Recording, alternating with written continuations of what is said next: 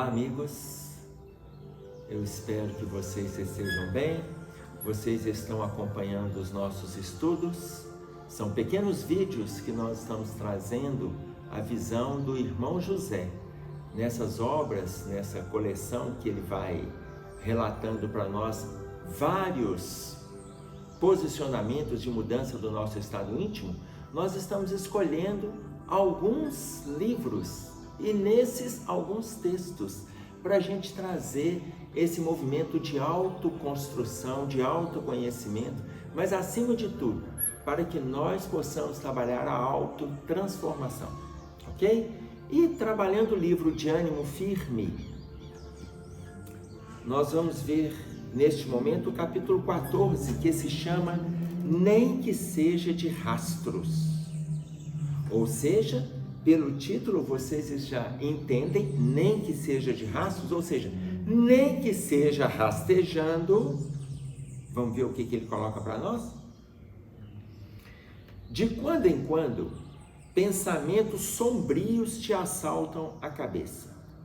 De quando em quando, pensamentos sombrios nos assaltam a cabeça. Veja, quando a gente pensa em pensamentos sombrios, nós não podemos deixar de lembrar da colocação do pensamento positivo, do pensamento negativo, conforme traz para a gente Martins Peralva, no livro Estudando a Mediunidade, no capítulo 31, que ele vai fazer uma distinção entre os dois pensamentos, pensamento positivo e pensamento negativo. E o que ele traz para nós aqui? De quando em quando, pensamentos sombrios te assaltam a cabeça. Então, ele está fazendo referência especificamente aos pensamentos negativos. Olha como que ele vai dizendo para a gente de maneira simples, quando nós formos assolados por esses pensamentos e como nós devemos lidar, ok? Até porque o Martins Peralva coloca para a gente que nos pensamentos negativos, a gente atrai doenças. Nos pensamentos positivos, a gente atrai saúde. Então, é interessante que nós visualizemos como lidar com essas duas situações, ok? Olha como que o irmão José traz para a gente. De quando em quando, pensamentos sombrios te assaltam a cabeça. Ideias de pessimismo e deserção. Planejas o abandono das tarefas. Planejas o abandono das tarefas. Olha, ideias de pessimismo e deserção, quando vem alguma coisa negativa, a gente tende a dizer que está tudo dando errado, a gente tende a dizer que o caminho não é esse, a gente tende a manter o perfil da desistência ou da procrastinação, que é aquele adiamento constante de tudo que a gente inicia. Mas ele ainda diz para nós, planejas o abandono. Porque tem gente que adia e tem gente que abandona. Tem gente que desiste. E você vai planejando formas de desistir. Quase cedes à tentação de te juntares aos que apenas se preocupam em gozar a vida. Tem hora que a vontade é da gente abrir mão de tudo e viver só a plenitude das coisas que a vida propõe. Vida material, a vida da terra, a vida social, a vida dos excessos. Quase cedes à tentação. Quando ele afirma para nós que quase cedes, o que ele está dizendo? Você ainda tem aquele lapso do pensamento, aquele momento que te faz refletir, mas que dá vontade, em função de situações negativas, em função de situações errôneas, em função de desistências, em função de preocupação com eu não vou dar conta, com pessimismo. Então, quase cedes. Aí ele coloca para nós assim, não cometas tal desatino. Qual desatino? Não cedas à tentação de juntares aos que apenas se preocupam em gozar a vida. Não cometas tal desatino. Por quê? Olha, a Joana de Ângeles tem uma colocação quando ela diz para nós assim que a terra não é uma colônia de férias. Entendam, a Terra não é uma colônia de férias. Faz uma reflexão com os momentos que você vive no dia a dia e com a colônia de férias. A colônia de férias é onde você esquece, ou eu não vou dizer esquece não, eu vou dizer que a colônia de férias é aquele momento que você abre mão de não se preocupar com as questões do dia a dia. Preocupações com contas, com horário de trabalho, com chefia, com os afazeres diários, porque você está numa colônia de férias. A colônia de férias é para você retirar esses pensamentos, colocá-los em stand-by, colocá-los na lateral, escanteá-los e começar a curtir aquele momento que a colônia de férias te propõe. Então a Joana de Ângeles coloca que a Terra não é uma colônia de férias.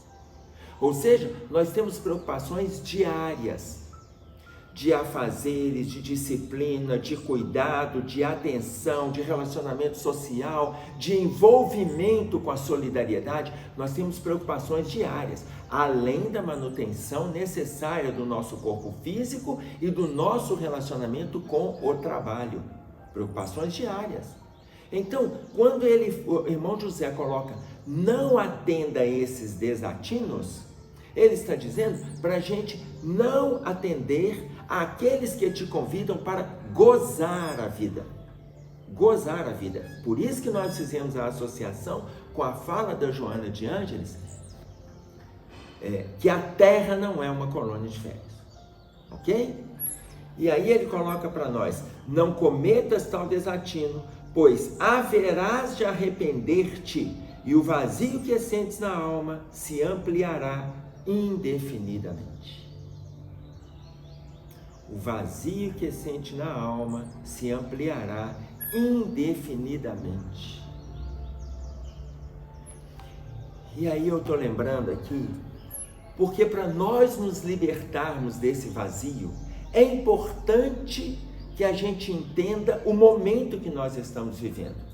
Momento de tristeza, momento de dor, momento de dificuldade, momentos de desatinos, de abandonos, de reflexões pessimistas. Existe esse momento.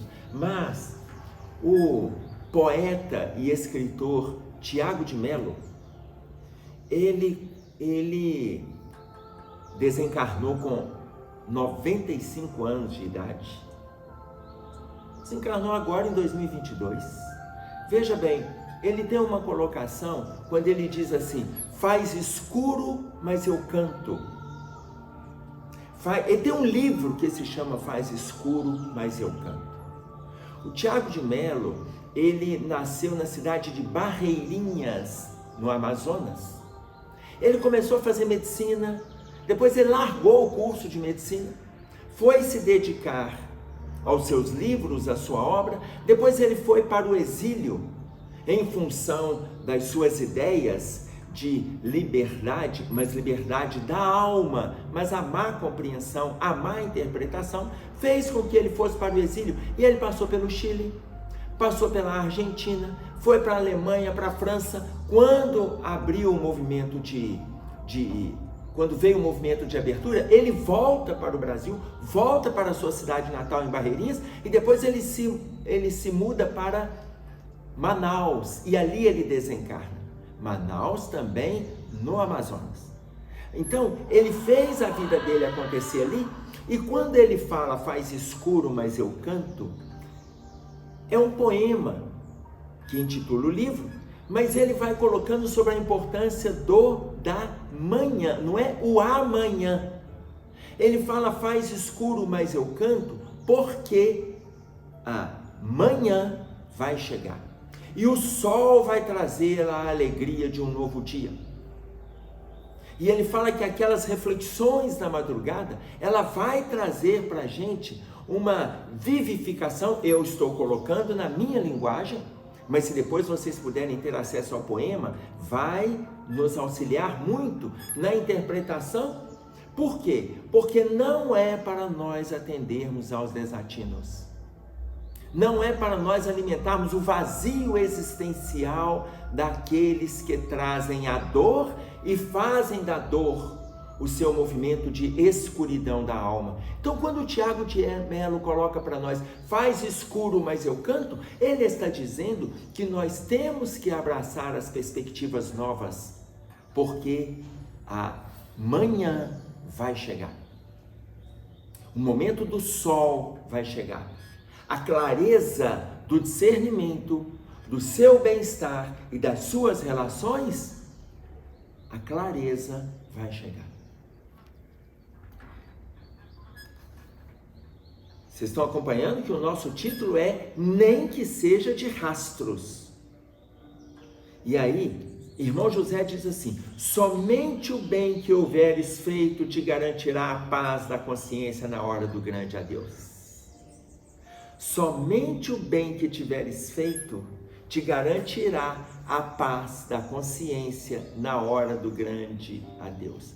O escritor, o filósofo Mário Sérgio Cortella, ele coloca para nós num livro Viver em Paz para Morrer em Paz, que é esta colocação aqui, olha, somente o bem que houveres feito te garantirá a paz da consciência. E eu lembrei disso quando o Cortella fala viver em paz para morrer em paz. Mais do que isso, tem um livro também muito interessante de uma médica que trabalha com cuidados paliativos. E ela é cofundadora de uma instituição que trabalha esse movimento do pré-morte, quando ela disse no seu livro que a morte é um dia que vale a pena viver. A morte é um dia que vale a pena viver. Ele é da Ana Cláudia Quintana Arantes. Ela está encarnada, está conosco na Terra e fazendo várias palestras, dando vários cursos e falando a respeito disso. A morte é um dia que vale a pena viver. Associando a fala do Cortella, associando a fala do irmão José, quando coloca para nós somente o bem que houveres feito te garantirá futuro, a paz da consciência na hora do grande adeus, e ele coloca grande adeus em maiúsculo. Quando a Ana Cláudia Arantes fala para nós a respeito a morte é um dia que vale a pena viver, ela coloca nesta obra sobre a importância de nós valorizarmos os momentos que nós estamos em vida. Porque muitas vezes valorizamos este momento quando estamos na hora da morte. A morte é um dia que vale a pena viver, porque significa que é para nós nos prendermos às reflexões de forma aprofundada.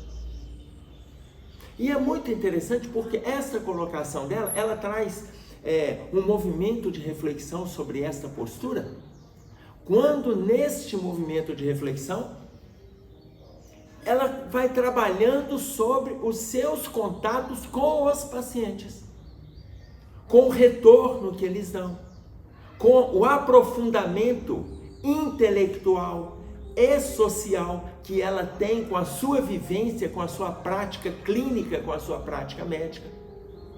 E aí as reflexões que vão chegando. Então, se nós trabalharmos com a paz da consciência no nosso dia a dia, a gente vai ter essa mesma paz de consciência no momento do grande adeus, como relata para nós irmão José. Todas as tuas concessões à fragilidade moral, por mais insignificantes, ser-te-ão peso no coração. Olha bem isso aqui, que interessante que é. Olha bem. Todas as tuas concessões à fragilidade moral, por mais insignificantes, ser-te-ão peso no coração. Ora, se a gente estudando o livro Céu e Inferno, se a gente pega lá no capítulo 7 do livro Céu e Inferno, as penas futuras, se a gente olha o Código Penal da Vida Futura, nós temos o Código 3º, que fala para nós sobre o bem e o mal, que tudo é levado em conta. Nós temos o código 8º que vai dissecar isso ainda de forma muito mais interpretativa, que tudo é levado em conta, o mal é levado em conta, mas o bem também é levado em conta. O que você está valorizando? Nesse seu momento de atribulação, no seu momento de tristeza, no seu momento de dor, o que você está valorizando? Você está valorizando a autoestima com o desejo de melhorar? Ou você está valorizando a apatia que te leva para o movimento da destruição, da autodestruição? O que você está valorizando? Ora, tudo ser-te-á pesado no coração. É isso que ele coloca para nós aqui, ó. Todas as concessões, a fragilidade moral, tudo que você concede. E aqui, gente, fragilidade moral, ele pegou todo mundo.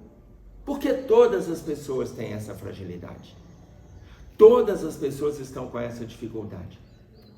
Trazendo para nós no movimento espírita, vocês vão ver um outro vídeo que a gente já fez há mais tempo, falando sobre evasão dos espíritas. O que significa isso? Muitos estão se evadindo, ou estão se evadindo com aquelas colocações infundadas, porque o movimento da pandemia, porque eu acabei desanimando, porque agora eu estou de férias. Tem gente que está de férias há meses. Na realidade, eu não entendo nem como funcionam as férias mensais dentro de uma casa espírita. Eu não entendo. E aí eu estou colocando um posicionamento absolutamente pessoal. Tem casas espíritas que a evangelização está de férias. Fica 2 meses de férias. Não, porque os evangelizadores viajam 2 meses. Isso não é uma viagem, gente. Isso é uma turnê. Isso não é viagem, não. 2 meses. Uma coisa é você, às vezes, emendar lá porque deu o Natal, deu o Ano Novo, e às vezes está na reunião de família. Não vou... Ok. Ainda assim, nós podemos fazer movimentos de ajuntar 2 salas, por exemplo. Por quê? Porque os desencarnados não tiram férias. Mas eu não estou falando dos mentores, não. Os obsessores não tiram férias. Tem gente que fica 2 meses de férias. Fica o mês inteiro de férias. E os obsessores, ótimo. Para eles, isso aí é ótimo. Porque enquanto você está de férias e não lê, e não estuda, e não frequenta, porque está de férias, você está descansando o quê? Você está descansando o quê? O corpo. Volta para o trabalho, volta para o estudo, volta para as reflexões. Mas se a casa que você frequenta tem férias, não vai comprar atrito, não. É a postura da direção, é a postura do movimento que eles estão empreendendo lá. Um dia eles vão entender que não tem necessidade disso. E não tem mesmo. Embora eu esteja colocando de cunho pessoal, no movimento que nós temos na nossa casa, não tem a menor necessidade de nós fazermos férias de 20 dias, de 1 mês, 1 mês e meio, 2 meses. Reunião de desobsessão, 2 meses de férias. Evangelização da criança, 2 meses de férias. Trabalho, 2 meses de férias. Para com isso. Mas ainda que você não consiga levar isso para as reflexões dentro do movimento espírita que você está inserido, comece a frequentar outras que a reunião flui para você fazer o seu movimento de reflexão, o seu movimento de autovalorização, o seu movimento de autorreconstrução. Comece. Retomou as atividades lá, não abandone as tarefas. Retoma as atividades e tal, e nesse período você vai associando trabalho aqui, trabalho ali, reunião acolá. Faz o movimento que é seu, faz um movimento especial. Esse movimento é seu. Então, não atenda a determinadas demandas que favorecem o mal-estar. Por quê? Porque isso é pesado. E é isso que o irmão José traz para nós. Todas as tuas concessões à fragilidade moral, por mais insignificantes, sentiam peso no coração. Há enorme diferença entre a lágrima que vertas por arrependimento. Atenção para essa frase. Há enorme diferença entre a lágrima que vertas por arrependimento e a que derrames por teres resistido ao assédio do mal. Existe uma diferença entre os 2 perfis de lágrimas. Existe aquela que você deixa escorrer, aquela que molha a sua face por arrependimento do engano cometido, e existe aquela lágrima que escorre pela luta que você empreende por resistir e não abraçar as cadeias do mal-estar. São dois perfis de lágrima. Uma é aquela que comete o erro e depois chora por arrependimento. Outra é aquela que resiste ao erro e jamais vai chorar pelo arrependimento do erro cometido. Ele pode chorar pela dor que ele sente naquele momento de resistir. Por que ele está resistindo? Porque ele não vai dar asas à fragilidade moral que assola o estado íntimo. E é muito interessante esse movimento de resistência, porque como vocês viram eu fazendo referência a Ana Cláudia Quintana Arantes, neste livro, que ela coloca para nós a morte é um dia que vale a pena viver, ela tem uma colocação ali muito rica para a nossa interpretação, que ela fala que um investimento que a gente traz para a energia, a energia que a gente traz para a teimosia ou para a determinação é a mesma. Olha bem, a energia que você investe na teimosia ou na determinação é a mesma. E você só vai saber o resultado dessa energia quando chegar no final do seu investimento. Então tem coisas que você só vai saber o resultado no final. Mas como que a gente vai saber o resultado? E ela vai explicar pra gente. Por que é a mesma energia? Se lá no final der tudo errado, eles vão falar, mas também com essa teimosia toda. Se no final der tudo certo, vai falar, mas ele foi muito determinado. Então, você não pode se preocupar com os conceitos sociais. Preocupe com o seu discernimento. Preocupe com o seu discernimento. Tanto que o texto chama para nós, nem que seja de rastros. Ok? Não menosprezes a cruz do dever que te redime. Não abra mão da cruz que você carrega. Não menosprezes. Não dê insignificância à cruz que você carrega. Aquele madeiro tem um peso, dê conformidade com o que você dá conta, está dentro da sua predisposição, tanto nas energias que você tem hoje no seu dia a dia, quanto no discernimento que você teve ontem, antes de chegar no plano físico, quando te foi apresentado este projeto.